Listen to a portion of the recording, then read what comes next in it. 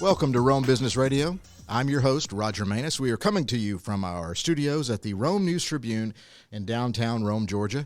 Happy to have our partnership with the Rome News Tribune and thank them for letting us set up shop here in their fine facility. We are joined today on Rome Business Radio by Delaney Rhinehart of The Downtown Dog and Daemion Goodwin of Body Canvas Tattoo. Ironically, you're located in downtown Rome. So welcome to the show. Thanks for being here. Delaney, let's get started with you. Just tell us a little bit about your business, The Downtown Dog. We are a dog grooming salon. We also offer boarding. We've been open for probably about a little over 2 years. I've been working with dogs for 5 years. And we pride ourselves on working with rehabilitating dogs that have had past issues or rescue dogs that have had stuff gone wrong and they're very fearful. So we do more catering to making sure the dogs have a very healthy and happy environment while they're there. So there's no stress and any of that extra stuff that when they walk in, if they're super nervous, they don't have to be in our shop. We try to focus on getting them in and out as quickly as possible, using the best quality products that we can get and taking all the latest classes and stuff like that we can actually go and attend to make sure that we're up to date on all our certificates and things that we can offer our clients in the most professional manner. Okay, and we'll get into a lot more of that in depth, but just quickly here, contact information if somebody wanted to check you out online or yes, we actually have a Facebook page. It's the Downtown Dog Grooming and More, or they can come see us over on Dean Street. We're at 1201 Dean Avenue. Okay, we'll circle back around with a lot more questions. Okay, Daemion Goodwin of Body Canvas Tattoo. Tell us a little bit about what you guys do. So Body Canvas Tattoo has been there for about 16 years. I've been there for about 7 or 8 years. It's owned by David Nicholson. He has been a local artist for a long time. He went to Shorter College, graduated with an art degree, and then decided to get into the tattoo world about 16 years ago. I have been there working kind of as a subcontract employee. So I handle all of my own scheduling and everything separate from the shop, although I still, work at the shop. Now I kind of try to travel around doing like conventions just to learn more styles and different ways people do, tattooing, because there's a million different styles and different equipment and everything like that you can use to do that. You can reach me at my website, which is daemiondesign.com. I do all of my own appointments and booking through that. And then if you're just interested in getting a tattoo done, you could just go to Body Canvas. It's open 7 days a week. And we usually have around 3 to 4 tattoo artists there each day. If you're ever walking down Broad Street, just pop in and see what it's all about. Yes, sir. Ironically, Delaney, you have had some tattoo work done by Daemion, correct? We did not know that until we started doing the podcast and chatted. I actually have 2 done by him, and then I've also gotten all of my body work, like my tattoos and my piercings, done at Body Canvas as well, my entire life, and all my friends and family have too, so... So you can vouch. Yes, that's the only place my dad will actually let me go. Anywhere else, I don't think he'd be very happy with me. So, I mean, it's a very clean and good shop, and I love David, and I love all the people over there. So speaking as somebody, both of you can weigh in on this. We'll come back to your business in a minute, but I'm fascinated by the tattooing since you were a customer. Yes. I don't have any tattoos. I'm a middle-aged white guy. Pretty straight-laced. I'm wearing a tie right now. I feel really overdressed, and y'all are dressed really hip and cool. Tell me about it. What is it, just artistic expression? What is it I don't know about it? Well, I think it has to do with artistic expression. If you look back, like historically, people have been tattooing themselves for thousands of years all over the world, not even knowing that other places were tattooing, also. So you have like Egyptians, Polynesians, Japanese. All of these people have been marking their bodies as a way of like self-expression for longer than we could even historically account for, Right. So I think it definitely has something to do with just wanting to express yourself and decorate your body.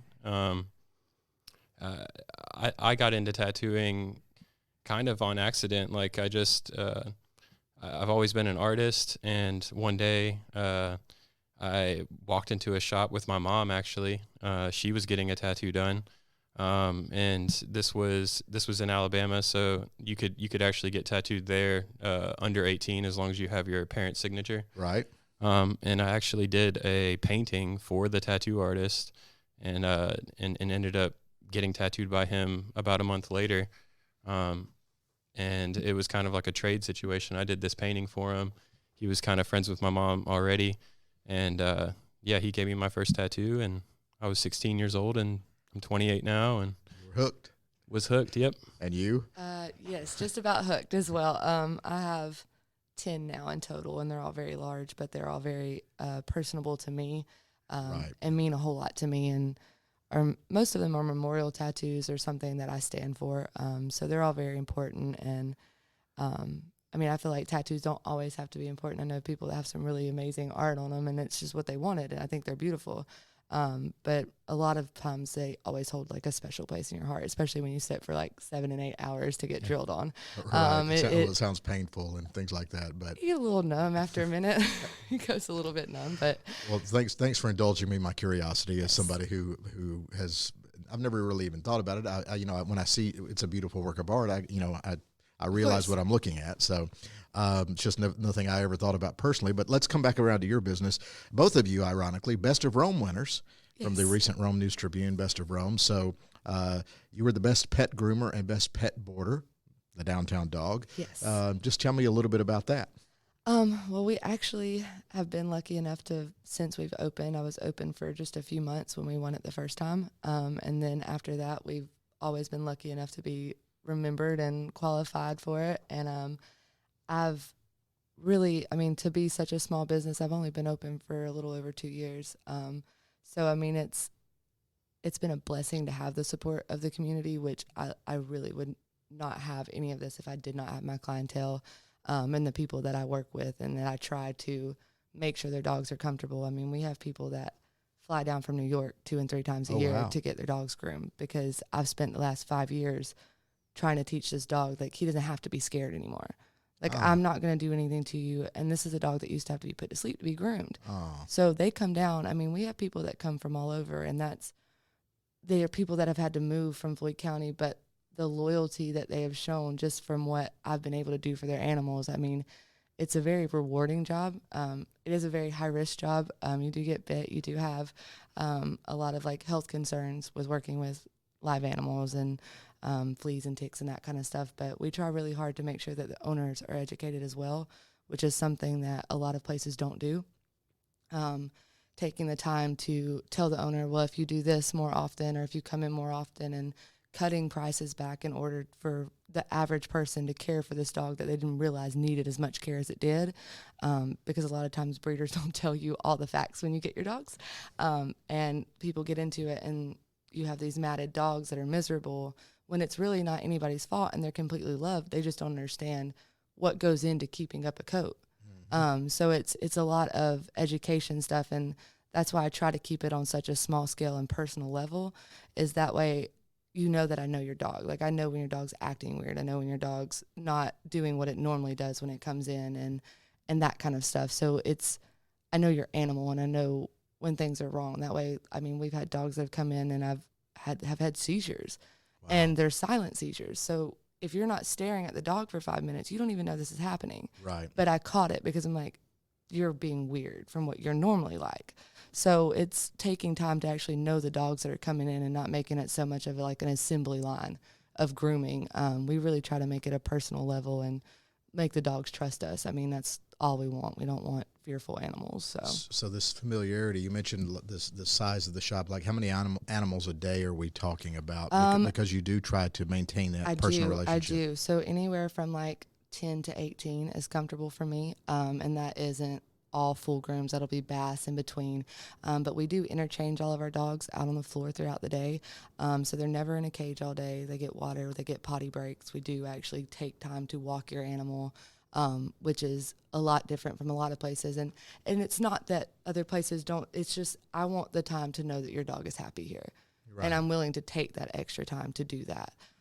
just to make sure that, I mean, they don't have to sit in a cage all day. And there's a couple other places that do free kenneling, which I do believe in with certain animals. I do feel like they should have the chance to interact and play in a safe environment where there's somebody to watch them.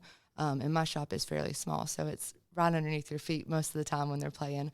But I've prided myself with where I work now because I've not had a single dog that did not want to come in my shop. Oh, that's great. And that's something that you see a lot when just at other places, just going through doors for dogs sometimes is scary because it's a new doorway. For some reason, dogs are just weird. They're just like people and they can't talk, so they're a little funny.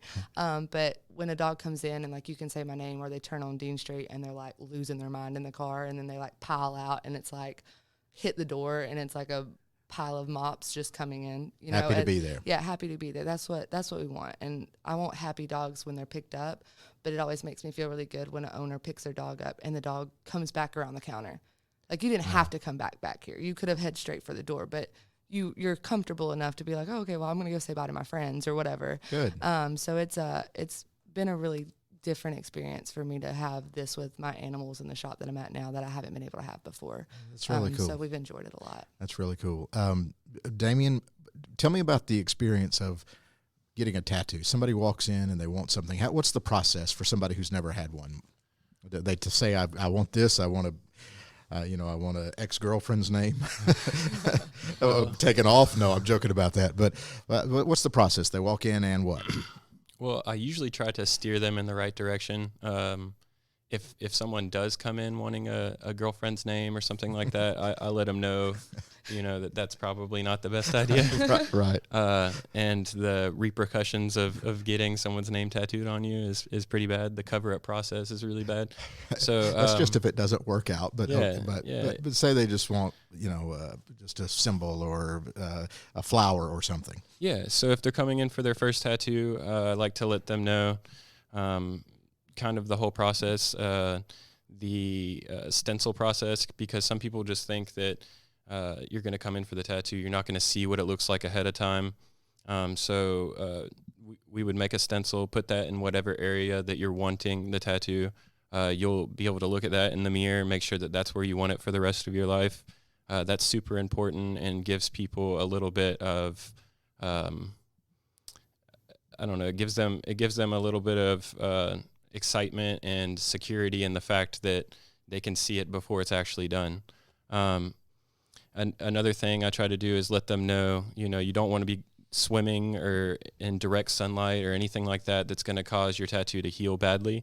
So you need to warn them against a couple things that could go wrong if the healing process goes wrong. Some people have jobs where that would affect that.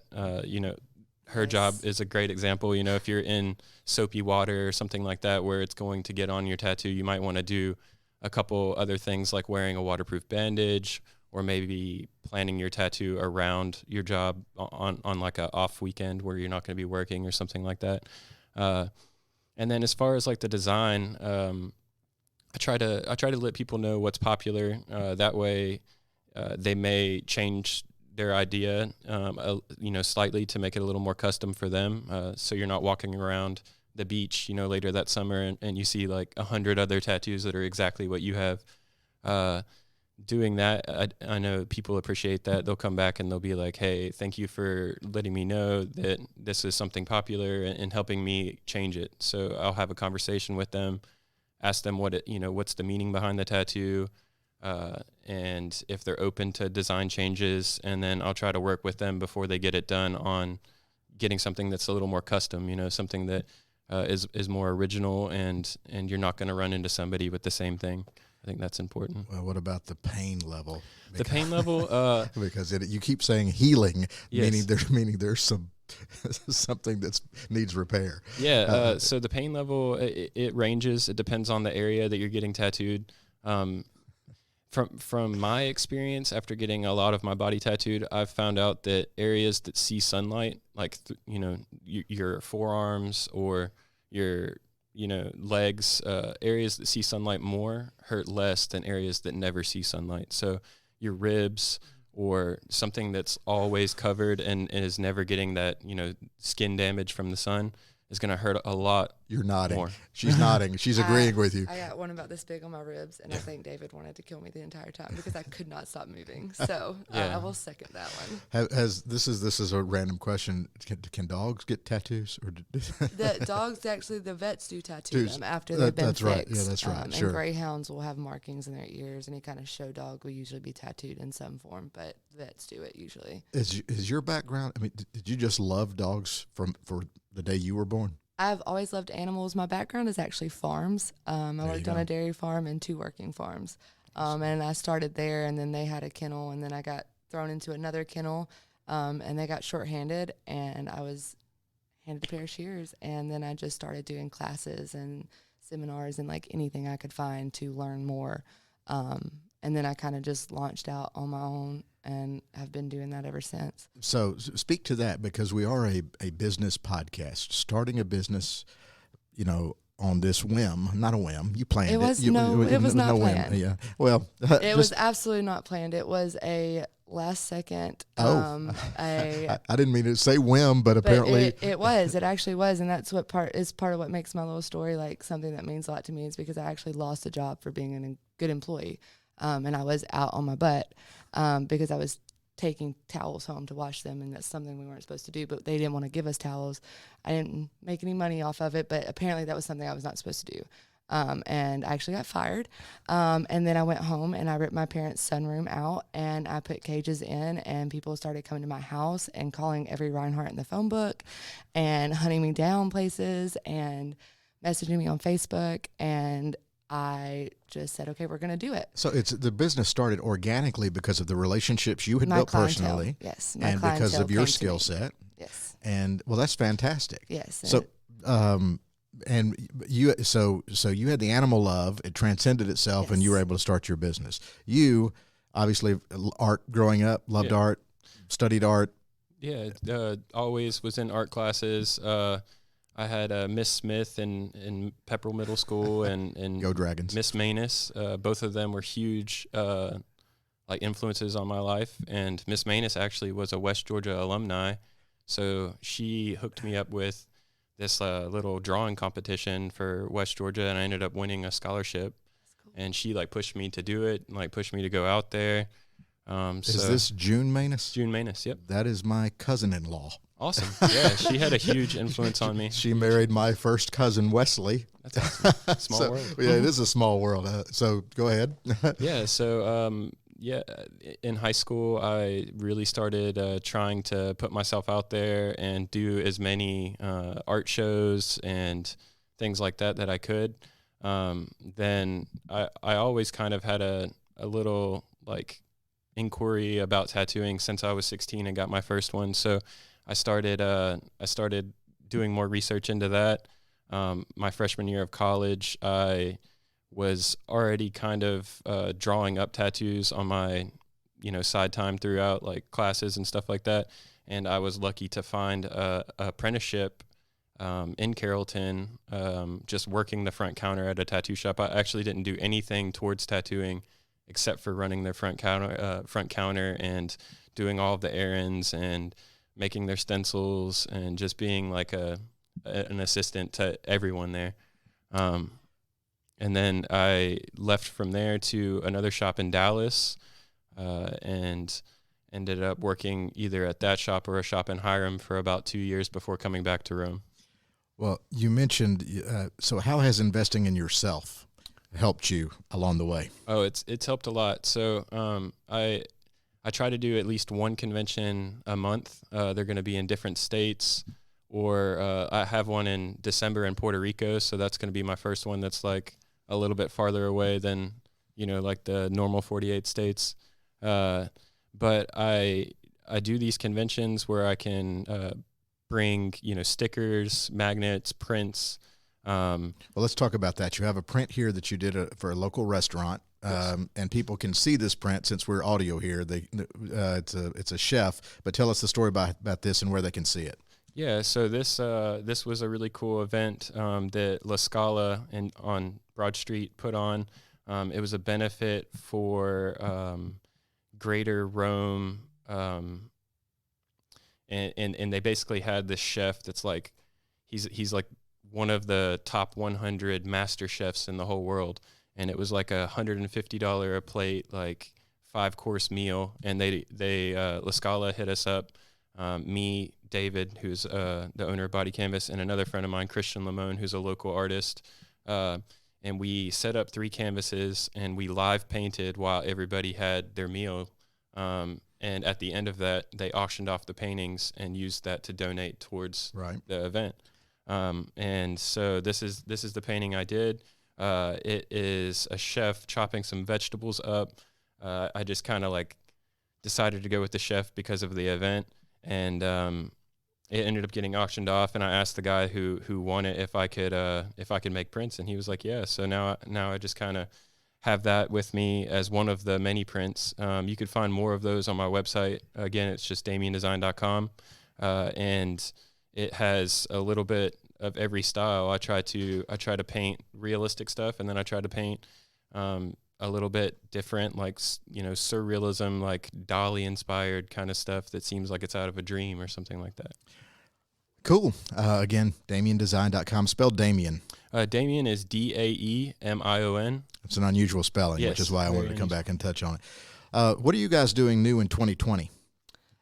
We are actually looking at going to a convention out in Pasadena. Okay. That's offering some very cool classes that I've never been able to get before, and some very cool certifications that I've never been able to get on this side of the country. So we're pretty excited about some of that and some really cool new color stuff that we're coming in. And I'm looking forward to I'm actually going to start competing in grooming competitions as well. So I can work towards being a master groomer. Wow. So that takes about 3 years to do. And you have to go through so many and get so many, actually win so many to be able to get the qualification as a master groomer. But a lot of the people that I've reached out to in the grooming community think that I can do it. So I'm going to work towards that this year, getting everything under control. So that's kind of our goal for 2020. And we're also looking at doing some more renovations to the shop and stuff like that. So. Well, good luck. Daemion, we didn't touch on this earlier, but you guys down at Body Canvas were also Best of Rome winners by the Rome News Tribune. Tell us about that honor. Yeah, so Body Canvas won for best piercing shop, and I think they got runner-up for best tattoo shop. I was lucky enough to get the best tattoo artist, and I thank all my clients for that. That was an awesome surprise. I actually just came back from doing a convention and found that out, and I was just like, "Oh man, this is You're the best, awesome." man. Yeah, it was great to hear that and to know that my clients are showing me some love. It's awesome. Is there anything you guys? What can you tell us something that we don't know about you? I don't mean to stop the conversation. I think a lot of it was a lot of people don't realize what I actually work with, the type of dogs that I specifically target. So that was something that a lot of people don't really realize. So they come in face to face and talk to you, and because there's some people that don't get their dogs groomed at all because they're scared, and in a certain manner there is reasons to be scared, but that's like with every profession.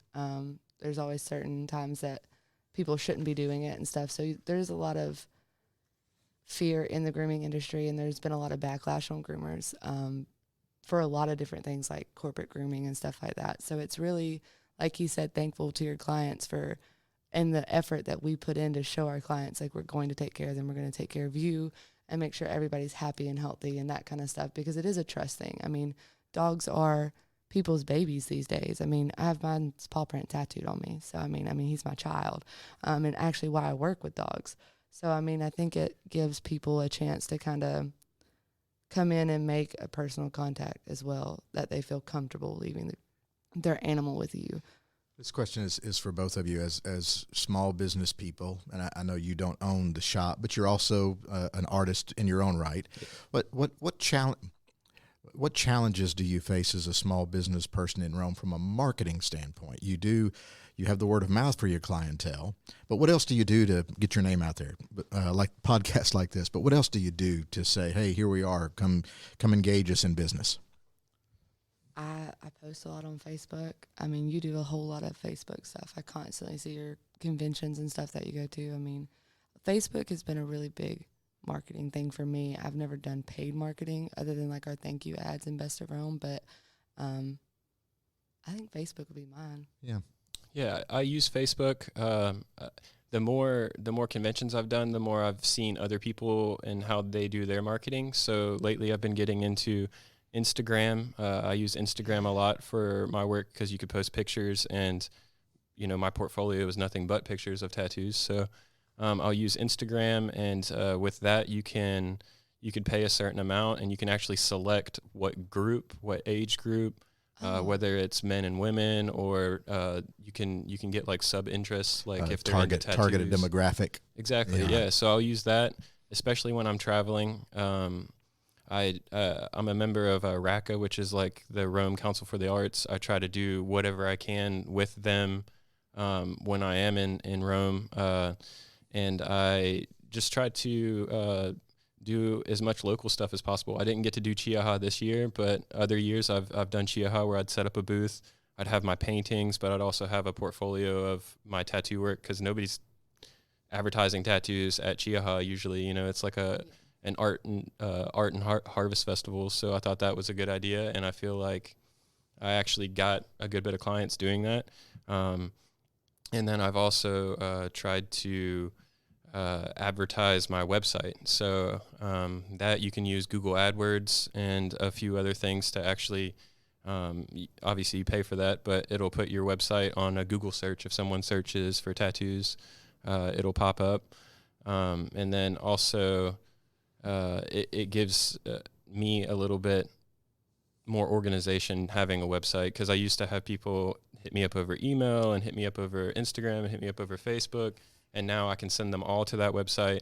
There's a form that you could fill out if you're trying to contact me, and it goes to one place. And then I'm not missing someone, because I'll have someone message me on Facebook, and then 10 other messages, and I won't see that one that was 10 messages ago. But with my website, it's all to one place, and that's definitely helped me, like, organization-wise. That's something I'm actually wanting to do, because I have that issue right now. It's from everywhere. Yeah. And somebody's going to get missed. Somebody's going to. You need to find a way to streamline it. Yeah. And do podcasts yes. and social media and things like that. Last question for you both. You're a Rome native. Yes. And you moved here very young, you said. Yeah. So just tell me about what it feels like to have grown up in this town, and now you got your own little corner in the marketplace. You got your own little business, and you're doing your thing, your passion, in the town that you call home and always have called home. Just what does that mean to you personally?